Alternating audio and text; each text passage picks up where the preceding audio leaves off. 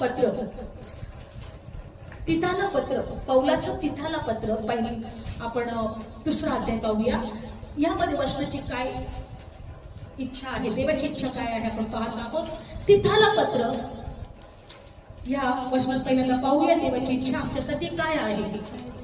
तिथाला पत्र दुसरा अध्याय, तिथाला पत्र दुसरा अध्याय 11 वचन. आपण 7व्या कर्णामध्ये आहोत की 6वा कर्ण, कितवा कर्ण आहे ना? 6वा. आणि त्या कर्णामध्ये आपण पाहत आहोत काय घडणार आहे. पण त्याच्या अगोदर देवाचं वचन काय सांगतं. तिथाला पत्र दुसरा अध्याय आणि 11 वचन. सर्व माणसाकरिता देवाची तारण देणारी कृपा प्रकट झाली आहे.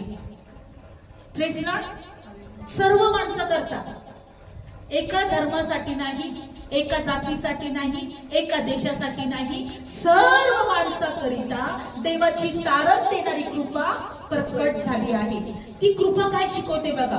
ती कृपा आपल्याला असं शिकवते की आपण अभक्तीला आणि जगातल्या हवास नाकारून आताच्या काळामध्ये सुबुद्धीने, न्यायाने आणि सुभक्तीने वागावे. ही कृपा काय शिकवते. आता सध्याच्या काळामध्ये अभक्तीला आणि जगातल्या हवास नाकारून, जगामध्ये अभक्ती आहे. लोक देवाचं भय धरत नाही, लोक देवाच्या मार्गात चालत नाही, लोक देवाच्या इच्छेप्रमाणे जगायला पाहत नाही. म्हणून बायबल काय सांगतं, आपण अभक्तीला आणि जगातल्या हवास नाकारून आताच्या काळात सुबुद्धीने, न्यायाने आणि सुभक्तीने वागावे. कसे वागावे आपण. सुबुद्धीने व सुभक्तीने. कारण धन्य आशेची म्हणजे येशू ख्रिस्त आपला थोर देव, आपला तारणारा, याचे गौरव प्रकट होण्याची वाट पाहावी. कशाची वाट पाहिली पाहिजे आपण. गौरव प्रकट होण्याची.